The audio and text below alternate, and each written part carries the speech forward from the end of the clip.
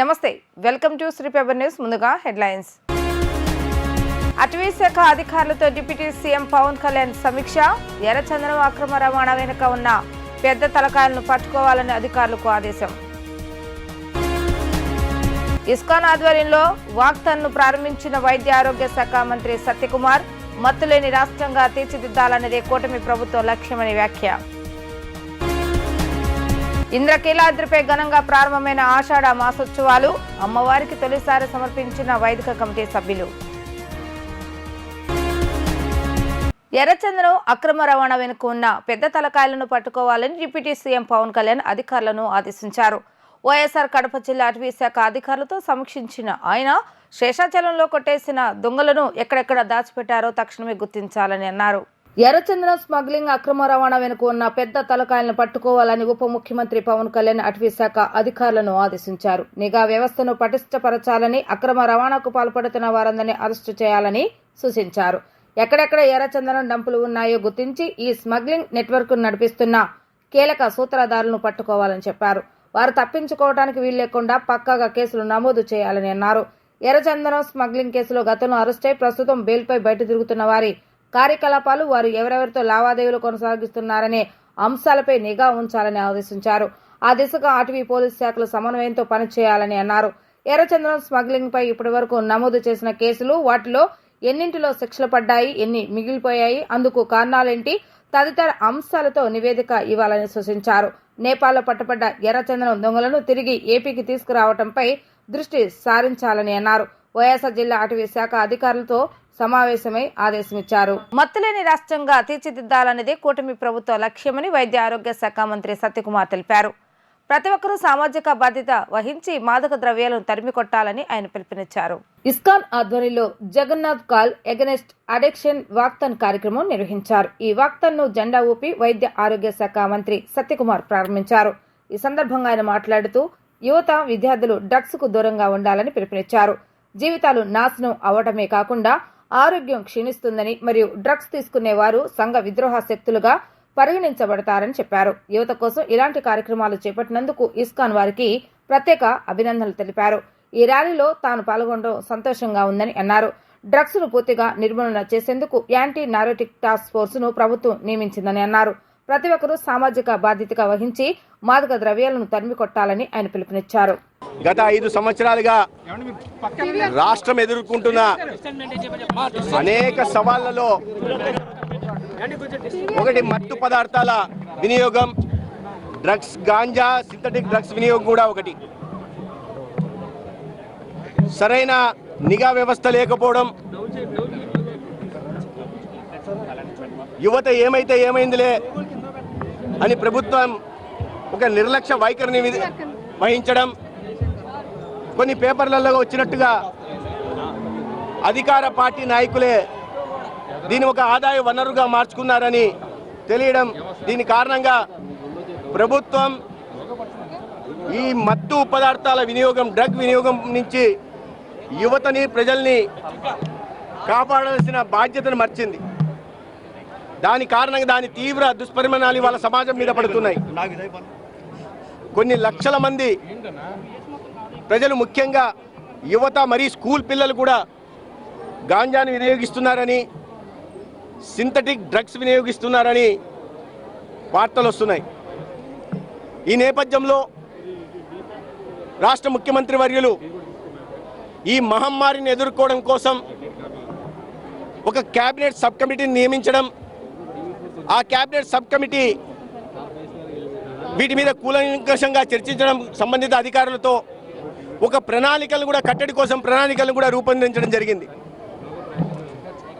అతి త్వరలోనే ఒక యాంటీ నార్కోటిక్స్ టాస్క్ ఫోర్స్ ఏర్పాటు చేయాలని, నిఘా వ్యవస్థను పెంచాలని, ఈ రూట్ కాజ్ ఏదైతే ఉందో దాని మీద పనిచేయాలని, ముఖ్యంగా ఏజెన్సీ ప్రాంతంలో గంజా సాగు జరుగుతున్న చోట అవగాహన కల్పించాలని, సాగు నుండి దూరంగా తీసుకెళ్తూ ఒక ప్రత్యామ్నాయ పంటల వైపుగా వాళ్ళని తీసుకెళ్లాలని, నైపుణ్య శిక్షణనిచ్చి ఇతర ఆదాయ మార్గాలను కూడా ఏర్పాటు చేయాలని నిర్ణయం తీసుకోవడం జరిగింది. ప్రసిద్ధ పుణ్యక్షేత్రం ఇంద్రకీలాద్రి కనకదుర్గమ్మ సన్నిధిలో ఆషాఢ మాసోత్సవాలు ఘనంగా ప్రారంభమయ్యాయి. ఈ రోజు నుంచి ఆగస్టు 4 వరకు ఈ మాసోత్సవాలు జరగనున్నాయి. ఈ సందర్భంగా అమ్మవారికి వైదిక కమిటీ సభ్యులు తొలి సారెను సమర్పించారు. మేళ తాళాలతో మంగళ వాయిద్యాలతో అమ్మవారికి కమిటీ సభ్యులు సారెను సమర్పించారు. అమ్మవారికి పసుపు, కుంకుమ, చీర, జాకెట్, చలిమిడి, గోరింటాకును భక్తులు సమర్పించారు. ఆషాఢ మాసం తొలి రోజు కావడంతో ఇంద్రకీలాద్రికి భక్తులతో కిక్కిరిసింది. ప్రసిద్ధ పుణ్యక్షేత్రం ఇంద్రకీలాద్రి కనకదుర్గమ్మ సన్నిధిలో ఆషాఢ మాసోత్సవాలు ఘనంగా ప్రారంభమయ్యాయి. ఈ రోజు నుంచి ఆగస్టు 4 వరకు ఈ మాసోత్సవాలు జరగనున్నాయి. ఈ సందర్భంగా అమ్మవారికి వైదిక కమిటీ సభ్యులు తొలి సారెను సమర్పించారు. మేళతాళాలతో మంగళ వాయిద్యాలతో అమ్మవారికి కమిటీ సభ్యులు సారెను సమర్పించారు. ఆషాఢ మాసోత్సవాల సందర్భంగా నెల రోజుల పాటు ఇంద్రకీలాద్రి భక్తులతో కిటకిటలానుంది. అలాగే అమ్మవారికి శివస్వామి సారెను సమర్పించారు. 116 మంది భక్తులతో కలిసి వచ్చి అమ్మవారికి సారెను సమర్పించారు. ఆషాఢ మాసం నెల రోజుల పాటు అమ్మవారికి భక్తులు సారెను సమర్పించనున్నారు. ఆషాఢ మాసోత్సవాల సందర్భంగా భక్తులకు ఎలాంటి అసౌకర్యం కలగకుండా ఆలయ అధికారులు అన్ని ఏర్పాట్లు చేశారు. దుర్గమ్మకు సారెను సమర్పించేందుకు పెద్ద సంఖ్యలో భక్తులు తరలిరానున్నారు. ఈరోజు ఇంద్రకీలాద్రి క్షేత్రంపై దుర్గా మల్లేశ్వర్ల యొక్క దివ్య సన్నిధానంలో ఆషాఢ మాసపు సారె మహోత్సవం ప్రారంభమైంది. ఈరోజు ముఖ్యంగా దేవస్థానం అర్చకులు, వేద పండితులు సారె సమర్పణతో ఈ కార్యక్రమం ప్రారంభమవుతుంది. వైదిక బృందం ఈరోజు స్థానాచార్యులు, ప్రధాన అర్చకుల వారి యొక్క ఆధ్వర్యంలో సారె సమర్పించడానికి అందరూ సకుటుంబంగా విచ్చేసి అమ్మవారికి సమర్పిస్తున్నారు. ఇందులో భాగంగా అర్చకులందరూ స్వామి అమ్మవార్లకు మాంగళ్య సూత్రాలను కూడా సమర్పించడం విశేషం. మరి అమ్మవారి యొక్క ఆషాఢ సారె మహోత్సవాన్ని ప్రారంభిస్తున్నాం. 6వ ఫ్లోర్లో 6వ అంతస్తులో అమ్మవారిని కొలువు తీర్చాము. అమ్మవారికి అక్కడ సారె సమర్పణ జరుగుతోంది. అక్కడ కార్యక్రమాలు నిర్వహించిన తర్వాత, పూజాధికారులు నిర్వహించిన తర్వాత భక్తులందరినీ అమ్మవారి దర్శనానికి పంపించడం జరుగుతుంది. చాలామంది వేలాదిగా భక్తులు ఈ శుభ సందర్భం కోసం ఎదురు చూస్తున్నారు. ఈ రోజు నుంచి నెల రోజుల పాటు ఈ కార్యక్రమం జరుగుతుంది. మరి ఎంతోమంది సంస్థలు, దేవాలయాల యొక్క ప్రతినిధులు, అలాగే మహిళా సంఘాలు కూడా సారె సమర్పణకు ప్రత్యేకంగా ఏర్పాట్లు చేసుకొని వస్తున్నారు. వారందరికీ దేవస్థానం తగిన ఏర్పాట్లు చేసి అందరినీ సగౌరవంగా తీసుకొని ఇక్కడ అమ్మవారికి సారె సమర్పించిన తర్వాత కనకదుర్గ అమ్మవారి యొక్క దర్శనాన్ని, అలాగే మల్లేశ్వర స్వామి యొక్క దర్శనాన్ని కూడా ఏర్పాటు చేసి వారికి అన్నప్రసాదాన్ని కూడా ఇవ్వడం జరుగుతుంది. మరి ఈ ఆషాఢ మాసం ఎన్నో ఉత్సవాలకు కేంద్రంగా ఇంద్రకీలాద్రిపై వెలసినటువంటి అమ్మవారి యొక్క దేవస్థానం సిబ్బంది కృషి చేస్తున్నారు. అందరికీ శుభం జరగాలని, అమ్మవారి ఆశీస్సులు ఈ భక్తులందరికీ మెండుగా ఉండాలని ప్రార్థిస్తున్నాం. శ్రీ మాత్రే నమః. ఏపీలో కూటమి ప్రభుత్వం ఏర్పాటుతో రాజధాని అమరావతి దశ తిరుగుతోంది. రాజధాని అమరావతికి రాష్ట్రంలోని ఇతర ప్రాంతాలు, ఇతర రాష్ట్రాలతో అనుసంధానించే పలు రహదారుల ప్రాజెక్టుకు కేంద్రం ప్రాథమికంగా ఆమోదం తెలిపింది. వాటిలో 189 కిలోమీటర్ల పొడవైన అమరావతి ఔటర్ రింగ్ రోడ్డుతో సహా కీలక ప్రాజెక్టులు ఉన్నాయి. వీటిని 2014-19 మధ్య టీడీపీ ప్రభుత్వం చేపట్టి కొంత ముందుకు తీసుకువెళ్లాక జగన్ సర్కార్ అటకెక్కించింది. ముఖ్యమంత్రి చంద్రబాబు నాయుడు వాటన్నిటిని మళ్లీ కేంద్రం ముందుంచి ప్రాథమిక ఆమోదం లభించేలా చేశారు. చంద్రబాబు నాయుడు ముఖ్యమంత్రిగా బాధ్యతలు చేపట్టాక తొలి ఢిల్లీ పర్యటనలోనే కేంద్రం నుంచి రాష్ట్రానికి మేలు జరిగేలా చేశారు. కేంద్ర ఉపరితల రవాణా, జాతీయ రహదారుల శాఖ మంత్రి నితిన్ గడ్కరీతో గురువారం జరిపిన భేటీలో రాజధాని అమరావతిని అనుసంధానించే పలు రహదారులకు ప్రాథమిక ఆమోదం లభించింది. అమరావతి ఓఆర్ఆర్ ప్రాజెక్టుకు భూసేకరణతో సహా మొత్తం 20,000 నుంచి 25,000 కోట్లకు పైగానే నిర్మాణ వ్యయాన్ని భరించేందుకు కేంద్ర ప్రభుత్వం ముందుకు వచ్చింది. విజయవాడ తూర్పు బైపాస్ రోడ్డు ప్రతిపాదనకు ఆమోదం తెలిపింది. కేంద్ర ఉపరితల రవాణా, జాతీయ రహదారుల మంత్రిత్వ శాఖకు చెందిన స్టాండింగ్ ఫైనాన్షియల్ కమిటీతో పాటు ప్రధానమంత్రి కార్యాలయం ఆమోదం పొందాక అవన్నీ ఆచరణలోకి వస్తాయి. ఎర్రచందనంపై మాజీ మంత్రి పెద్దిరెడ్డి, ఎంపీ మిథున్ రెడ్డిలపై ఉప ముఖ్యమంత్రి పవన్ కళ్యాణ్ చేస్తున్న ఆరోపణలు నిరాధారమైనవని వైసీపీ అధికార ప్రతినిధి నాగార్జున యాదవ్ అన్నారు. చైనా దేశానికి వయా నేపాల్ నుంచి అక్రమంగా రవాణా జరిగిందని, ఇందులో భాగంగా 173 టన్నుల ఎర్రచందనం పట్టుకున్నామని నేపాల్ ప్రభుత్వం ప్రకటించిందని అన్నారు. కానీ పవన్ కళ్యాణ్ అదేదో పెద్దిరెడ్డి రామచంద్రరెడ్డి, మిథున్ రెడ్డిలు అక్రమ రవాణా చేస్తూ దొరికిపోయినట్లుగా అసత్య ప్రచారం, అభూత కల్పనలు చేస్తున్నారని మండిపడ్డారు. తాడేపల్లిలోని వైసీపీ కేంద్ర కార్యాలయంలో ఏర్పాటు చేసిన విలేకరుల సమావేశంలో వైసీపీ అధికార ప్రతినిధి నాగార్జున యాదవ్ మాట్లాడుతూ ఎర్రచందనం దొంగలు 2020 జనవరిలో దొరికాయని పవన్ కళ్యాణ్ అన్నారని, అంటే వైసీపీ ప్రభుత్వం వచ్చిన కొత్తలో అనే విషయాన్ని గుర్తించాలన్నారు. అంతకుముందు 10 ఏళ్లుగా తనిఖీల సందర్భంగా ఆ ఎర్రచందనం దొంగలు దొరికాయని నేపాల్ ప్రభుత్వం స్పష్టం చేస్తుందన్నారు. 2010 నుంచి 2020 మధ్య కాలంలో ఎర్రచందనం చైనా దేశానికి వయా నేపాల్ నుంచి అక్రమంగా రవాణా జరిగిందని, ఇందులో భాగంగా 173 టన్నుల ఎర్రచందనం పట్టుకున్నామని నేపాల్ ప్రభుత్వం ప్రకటించిందని అన్నారు. కానీ పవన్ కళ్యాణ్ అదేదో పెద్దిరెడ్డి రామచంద్రరెడ్డి మిథున్ రెడ్డిలు అక్రమ రవాణా చేస్తూ దొరికినట్లు అసత్య ప్రచారం, అభూత కల్పనలు చేస్తున్నారని మండిపడ్డారు. గత కొన్ని సంవత్సరాలుగా పట్టుబడ్డ ఎర్రచందనంపై నేపాల్ ప్రభుత్వం మన దేశానికి సమాచారం ఇచ్చింది. దీన్ని రాష్ట్రానికి రప్పించడానికి జగన్ ప్రభుత్వం హయాంలో కేంద్ర ప్రభుత్వంతో ఉత్తర ప్రత్యుత్తరాలు జరిగాయని అన్నారు. విదేశాల్లో ఇతర రాష్ట్రాలు దాదాపు 4 నుంచి 5 వేల కోట్ల రూపాయల విలువైన 8,000 టన్నులు పట్టుబడ్డ ఎర్రచందనం ఉందని వివరించారు. పవన్ కళ్యాణ్ దీని రాష్ట్రాన్ని రప్పించడంపై దృష్టి పెట్టాలని కోరారు.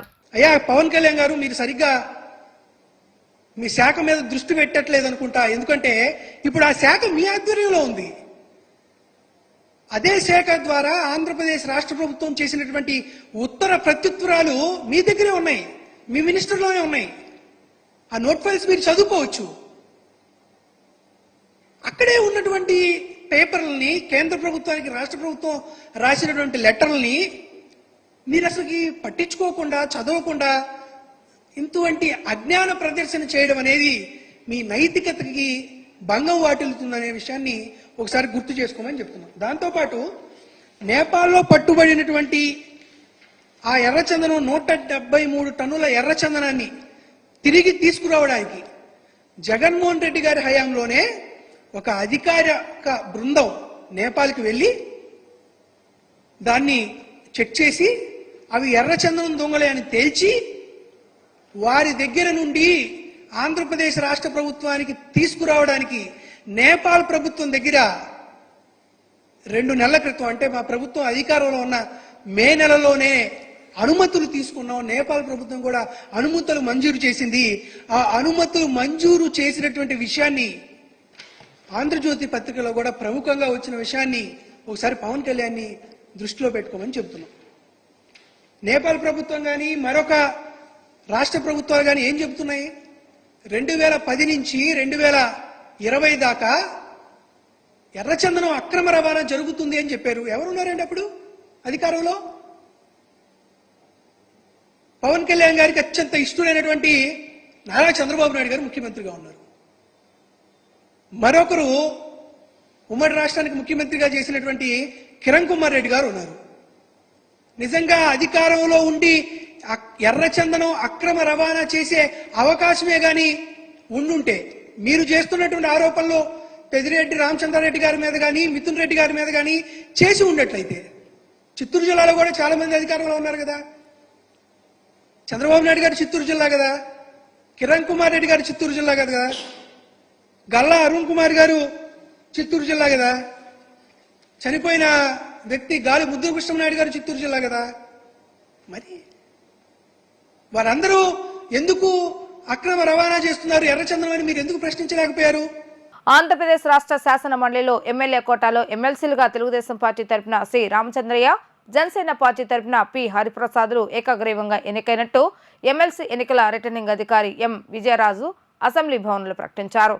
ఎమ్మెల్యేల కోటా కింద రాష్ట్ర శాసన మండలిలో ఖాళీ అయిన 2 ఎమ్మెల్సీ స్థానాల భర్తీకి నామినేషన్లు ఉపసంహరణ గడువు ముగియడంతో కేవలం 2 అభ్యర్థులు అనగా శ్రీ రామచంద్రయ్య, పి హరిప్రసాద్లు మాత్రమే నామినేషన్లు దాఖలు చేయడంతో 2 అభ్యర్థులు ఏకగ్రీవంగా ఎన్నికైనట్టు రిటర్నింగ్ అధికారి విజయరాజు ప్రకటించారు. ఈ కార్యక్రమంలో డిప్యూటీ సెక్రటరీ వనితారాణి పాల్గొన్నారు.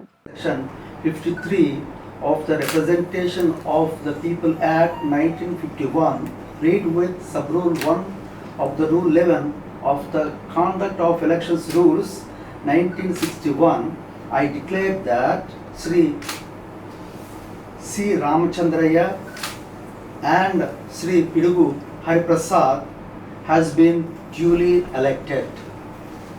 జగన్ తీరు మారటం లేదు, ప్రజలే మళ్లీ బుద్ధి చెప్తారు అని టీడీపీ రాష్ట్ర అధ్యక్షుడు పల్లా శ్రీనివాసరావు అన్నారు. జగన్ విధ్వంస కారకులను వెనకేసుకొస్తున్నారని ఆగ్రహాన్ని వ్యక్తం చేశారు. బాబాయ్ చనిపోతే పట్టించుకొని జగన్ 25 లక్షల రూపాయలు ఖర్చు పెట్టి జైల్లో ఉన్న ఖైదీని కలవటం సిగ్గుచేటని మండిపడ్డారు. మంగళగిరిలోని టీడీపీ కేంద్ర కార్యాలయంలో ఏర్పాటు చేసిన విలేకరుల సమావేశంలో టీడీపీ రాష్ట్ర అధ్యక్షుడు పల్లా శ్రీనివాస్ మాట్లాడుతూ జగన్ తీరుతో బీసీలు 16,000 మంది రాజ్యాధికారం కోల్పోయారని ఆరోపించారు. నిర్మాణాత్మకమైన విమర్శలు చేస్తే తీసుకుంటామని, అవాకులు చవాకులు పెడితే ఊరుకోమని హెచ్చరించారు. 2029లో కూడా ప్రజల మన్ననలతో మళ్లీ కూటమి అధికారంలోకి వస్తుందని జోస్యం చెప్పారు. క్రిస్టియన్ మైనార్టీల భూముల పరిరక్షణకు కట్టుబడి ఉన్నామని, వైసీపీ నేతల కబంధాల హస్తాల నుంచి వాటిని విడిపిస్తామని ప్రకటించారు. అన్నా క్యాంటీన్లు మూసిపెట్టు, బీదవాడికి పట్టెడు అన్నం పెట్టేటువంటి అన్నా క్యాంటీన్లు మేము ఆ రోజు కూడా చెప్పాం, మీకు అన్నా క్యాంటీన్ ఇష్టం లేకపోతే మీ తండ్రి గారి పేరు పెట్టుకొని రన్ చేయమని చెప్పేసి, కానీ మూయొద్దని చెప్పాం. పేదవాడికి పట్టెడు అన్నం పెట్టేటువంటి అన్నా క్యాంటీన్లు మూసివేశారు. ఇంతకంటే మీకు చెప్పాలా, మీకు ఎందుకు ఇంటికి పంపించారని చెప్పడానికి ఇంతకంటే సాక్షులు కావాలని అడుగుతున్నాం. ఇదే కాకుండా సుమారు 14 లక్షల ఎకరాలు ఎసైన్ భూములు కబ్జా చేసినటువంటి తీరు. అందుకే ఈరోజు ప్రజలు ప్రతిదీ గమనిస్తున్నారు, గమనించారు, కనుకనే మీకు బుద్ధి చెప్పి ఇంటికి పంపించారని చెప్పేసి తెలియజేస్తున్నారు. ఇప్పటికైనా సరే మీరు ఈ 23 రోజుల్లోనే ఈ ఒక పద్ధతి కూడా లేకుండా మాట్లాడడం నిజంగా దురదృష్టకరం అని చెప్పేసి ఈ సందర్భంగా తెలియజేస్తున్నాను. ఇదే కాకుండా ఈ రాష్ట్రానికి జీవనాడైనటువంటి పోలవరం 30 లక్షల ఆయకట్టును తీసుకొచ్చేటువంటి పోలవరాన్ని విధ్వంసం చేసి పడేశారు. ఇది కేవలం పక్క రాష్ట్రాల ప్రయోజనాల కోసం, అందులో కాంట్రాక్టర్లు అందరినీ ఇబ్బంది పెడతాని కోసం. ఎంతమంది కాంట్రాక్టర్లు మీ తీరు వల్ల మరి ప్రాణాలు కోల్పోయారో ఒకసారి గమనించాల్సినటువంటి అవసరం ఉందని చెప్పి తెలియజేస్తున్నాను. నేను ఈ మీడియా ద్వారా ప్రధానికానికి తెలియజేస్తున్నా. ఎందుకంటే ఒక రాజకీయ పార్టీ నడిపేటువంటి నాయకుడు ఆదర్శంగా లేకపోతే, ఒక పద్ధతి ఉన్నటువంటి లేకపోతే వాళ్ళ వెనకాల క్రిమినల్సే ఫాలో అయ్యేటువంటి పరిస్థితి ఉంటుంది, మంచి వాళ్ళు కూడా క్రిమినల్స్గా మారిపోయేటటువంటి పరిస్థితి ఉంటుంది. కనుకనే నాయకుడు ఆదర్శంగా ఉండాల్సినటువంటి అవసరం ఉంది.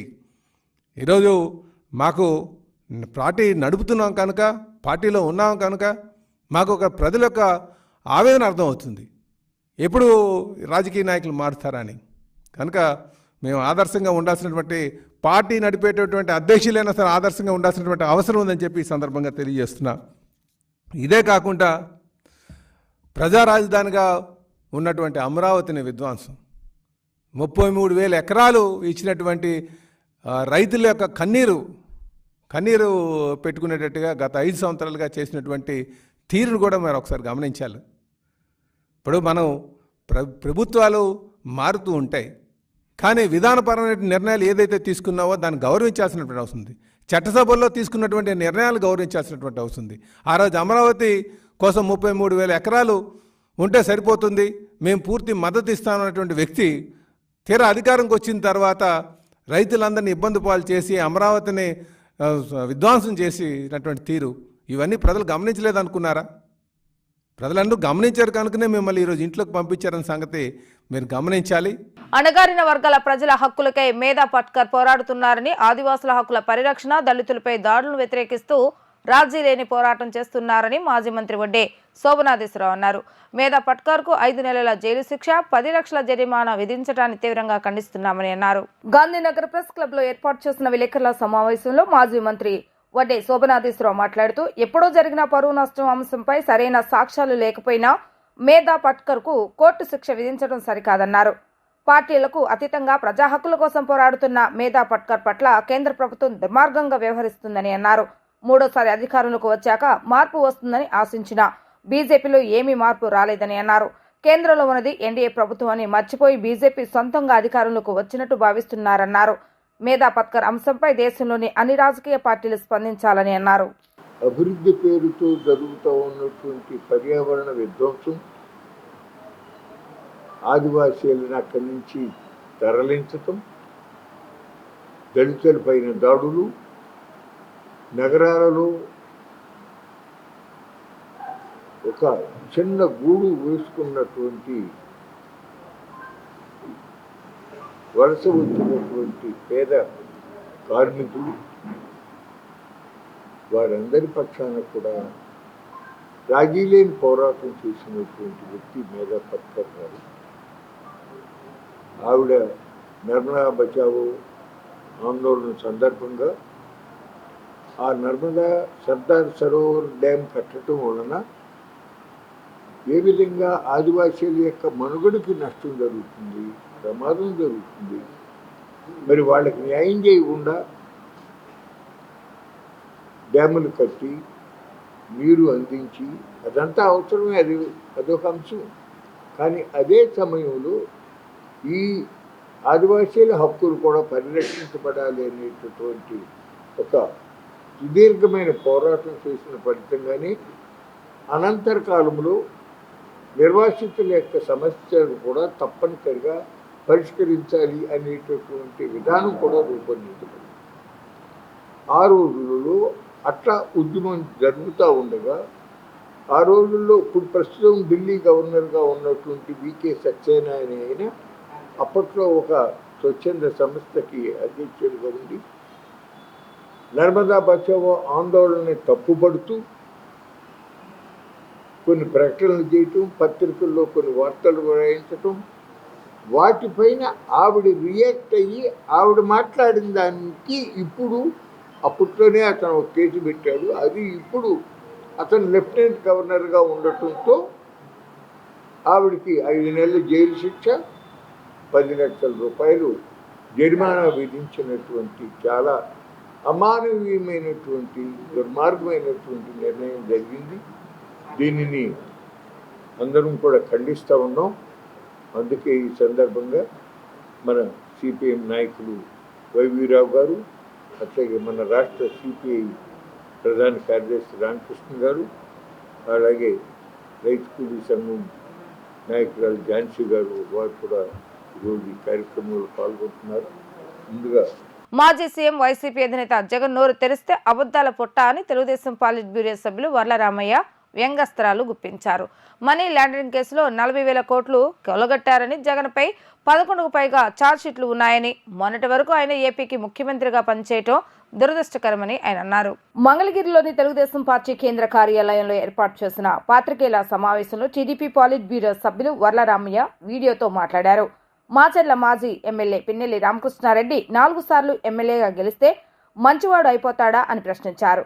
ఒక రిమాండ్ ఖైదీని ఎన్నో కేసుల్లో ఛార్జ్షీట్లు ఎదుర్కొంటున్న మరో ముద్దాయి జగన్ రెడ్డి నెల్లూరు జిల్లాలో మిలాఖాత్ అయ్యారని సెటర్లు గుప్పించారు. 2 ముద్దాయిలు కలిసి జైల్లో దాదాపు 22 నిమిషాల పాటు యోగక్షేమాలు మాట్లాడుకున్నారని విమర్శించారు. జగన్ రెడ్డికి తాను చేసిన నేరం ఈవీఎం బాక్స్ ధ్వంసం చేయడం గురించి పిన్నెల్లి చెప్పారా అని ఎద్దేవా చేశారు. జగన్ రెడ్డి ముందు పిన్నెల్లి నేరం ఒప్పుకున్నారని, కోర్టులో కాకుండా బయట నేరం ఒప్పుకుంటే ఎక్స్ట్రా జ్యుడిషియల్ కమిషన్ అవుతుందని చెప్పారు. కోర్టులో కాకుండా బయట నేరాన్ని ఒప్పుకుంటే ఎక్స్ట్రా జ్యుడిషియల్ కన్ఫెషన్ అదే చేశాడు. ఎక్కడైనా నేను నేరం చేశాను, అదే పాపం బాలుడు, అతను మంచివాడు, 4 సార్లు గెలిచాడు. 4 సార్లు గెలిచిన మంచివాడు, 4 సార్లు గెలిస్తే మంచివాడు అన్నట ముఖ్యమంత్రి గారి ఉద్దేశంలో. కొంతమంది దొంగలు, దోపిడీదారులు కూడా అప్పుడప్పుడు గెలుస్తుంటారు సార్. జగన్మోహన్ రెడ్డి గారు ఎన్నో కేసులు ఎదుర్కొంటున్న నేరస్తులు కూడా గెలుస్తారు సార్. జగన్మోహన్ రెడ్డి గారు 11 కేసులు ఉన్న వ్యక్తి, 48,000 కోట్ల రూపాయలు అన్యాయకాంతం చేశాడన్న వ్యక్తి, 5-6 ఛార్జ్షీట్లు ఎన్ఫోర్స్మెంట్ డైరెక్టరేట్తో వేయించుకున్న వ్యక్తులు కూడా గెలిచారు సార్. అందుకని గెలిచాడు కాబట్టి మంచివాడు అంటానికి లేదని నా అభిప్రాయం. మరి మీ అభిప్రాయం ఎలా ఉందో నాకు తెలియదు. జగన్మోహన్ రెడ్డి గారు మంచివాడు, 4 సార్లు గెలిపించారు. అతని మీద దొంగ కేసు, ఏం కేసు దొంగ కేసు పెట్టారు? You tell me one. EVM బద్దలు కొట్టాను నేనని అతనే నీకు చెప్పాడు. He made an extra judicial confession. అతను సిఐ మీద తిరగబడ్డాడని సిఐ గారు చెప్పారు. ఎన్నో కేసులు ఉన్నాయి అతని మీద. అతను ఘోరాతి ఘోరమైన ఒక సంఘ విద్రోహ శక్తి అతను. అటువంటి పిన్నెల్లి రామకృష్ణారెడ్డి ఒక నరహంతకుడు లాంటివాడు. అతను ఒక భయానకమైన సంఘ విద్రోహ శక్తి. అతన్ని మంచివాడు, బాలుడు, నాకు అత్యంత అయ్యుండొచ్చు. ఇటువంటి వ్యక్తులంతా మీకు సన్నిహితులు అయ్యుండొచ్చు. సన్నిహితుడు కాదు అని నేను అంటలేదు. నేను అతన్ని కూడా మీరు మంచివాడని ప్రస్తావిస్తే ఎలాగని చెప్తున్నా. మీరు ఎంత అవగాహన కలిగిన వ్యక్తి మీరు అని చెప్పి నేను అడుగుతున్నాను. అందుకే వచ్చాను. చాలామంది మా వాళ్ళు మాట్లాడారు. నేను ఇప్పుడు ఇన్వెస్టిగేట్ చేస్తున్న ఆఫీసర్ని అడుగుతున్నాను. నేను జగన్మోహన్ రెడ్డి గారిని విచారణ చేయండి. జైల్లో పిన్నెల్లి రామకృష్ణారెడ్డి గారు నేరం చేసినట్టు ఒప్పుకున్నాడా? మీ దగ్గరనే అడగండి, ఆయన్ని చెబుతాడు కదా. That is extra judicial confession. వార్తలు ముగించే ముందు హెడ్లైన్స్ మరొకసారి. అటవీ శాఖ అధికారులతో డిప్యూటీ సీఎం పవన్ కళ్యాణ్ సమీక్ష. ఎర్రచందనం అక్రమ రవాణా వెనుక ఉన్న పెద్ద తలకాయలను పట్టుకోవాలని అధికారులకు ఆదేశం. ఇస్కాన్ ఆధ్వర్యంలో వాక్థాన్ను ప్రారంభించిన వైద్య ఆరోగ్య శాఖ మంత్రి సత్యకుమార్. మత్తులేని రాష్ట్రంగా తీర్చిదిద్దాలన్నదే కూటమి ప్రభుత్వ లక్ష్యమని వ్యాఖ్య. ఇంద్రకీలాద్రిపై ఘనంగా ప్రారంభమైన ఆషాఢ మాసోత్సవాలు, అమ్మవారికి తొలిసారి సమర్పించిన వైదిక కమిటీ సభ్యులు. ఇవి రోజు వార్తా విశేషాలు. మరలా తిరిగి ప్రసారమైన వార్తలు మళ్ళీ కలుద్దాం. అంతవరకు సెలవు. నమస్కారం.